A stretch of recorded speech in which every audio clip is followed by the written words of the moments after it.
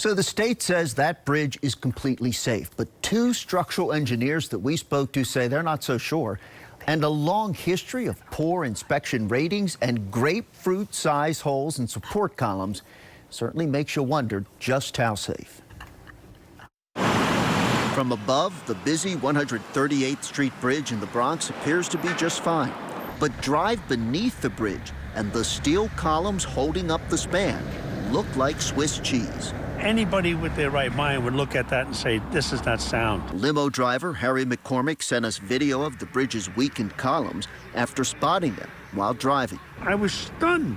I mean, really, grapefruit-sized holes. The condition is very obvious, it's very severe, and it's very widespread. We showed video of the bridge columns to engineer David Peraza. Almost every column has a severe corrosion. Peraza, who has 35 years in structural engineering, says the deterioration of the bridge is alarming and the worst he's ever seen. If these columns were to fail, the bridge above them would collapse, and it would take out both the bridge above and the highway below. Below is the Major Deegan, and above the 138th Street Bridge, which must carry the weight of trucks and buses 24/7.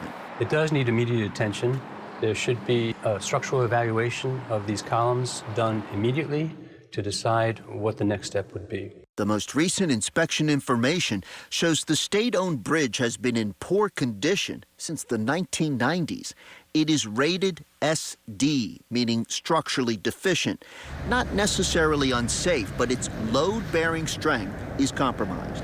There are 86 structurally deficient bridges in New York City, according to this 2017 report by the state comptroller.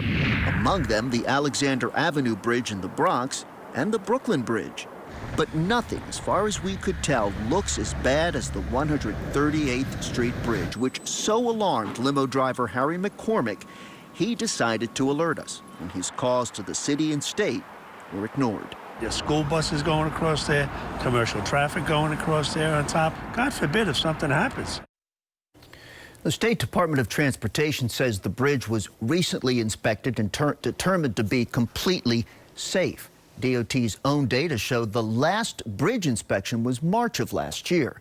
A spokesman telling us, however, they are closely monitoring the bridge and that repairs to the steel columns are scheduled for next month, with a complete rehab in 2 years.